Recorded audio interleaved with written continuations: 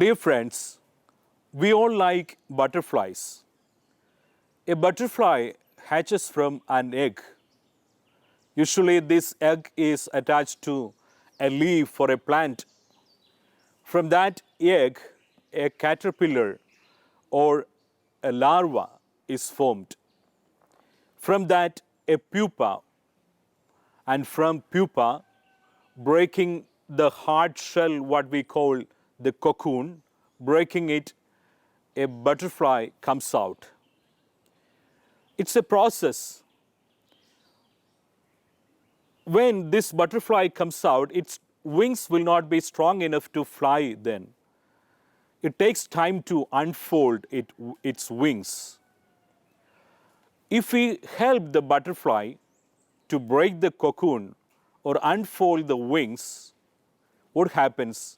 It cannot fly anymore because its wings will not be strong enough.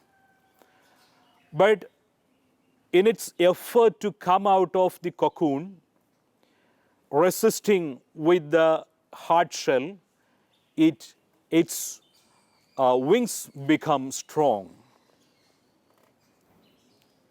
Like this, dear friends, when we have conflicts, problems, sufferings, troubles in our lives, we also will become strong. As we know, a pampered child will not be mature often. A tree which is on the top of a hill will be stronger than a tree on the plain ground because resisting the wind, its roots are gone deep and it becomes very strong on the mountain. The same way, Psalmist says, "It was good for me to be afflicted so that I learned your precepts." So, friends, we should not be upset and disappointed when there are problems and struggles in our lives.